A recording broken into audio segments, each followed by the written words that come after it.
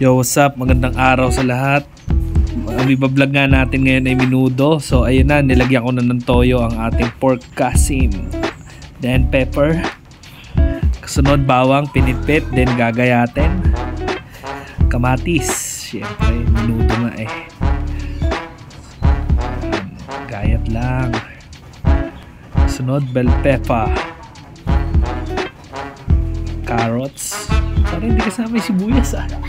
Nawala yung sibuyas. Potato.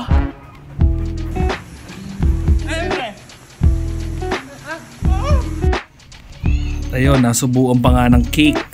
Then, carrots. Tsaka patatas. Prito na natin. Yan. Papsa, no? Tay. Sinasalang yan na nakahiwalay para hindi maiga o ma-overcook, para hindi siya lasang goma. Sibuyas, bawang, gisa.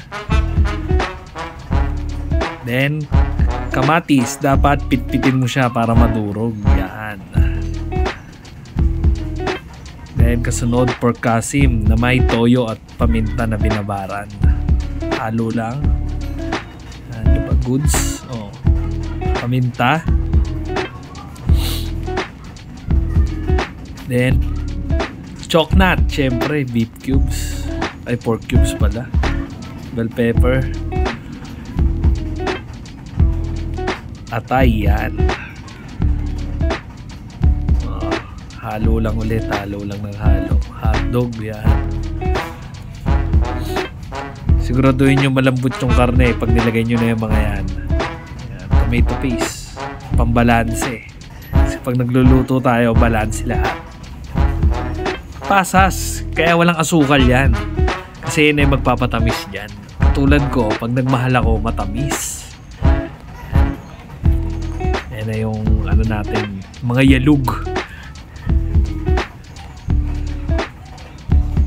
Yan. Halo-halo lang. O, diba? Sarap. Ayun na yung Rino. O, Rino, wala lang. Wala lang, ha? Sunod natin yung mga quail eggs, yan. Malapot-lapot na sarsa. Ito, tikiman time, pinaka the best.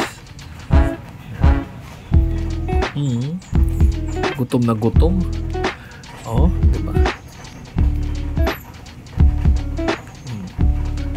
Diba sarap? Oh, follow up ng kanin. Oh, follow up ulit. Yan. Salamat mga ka-Datkilab.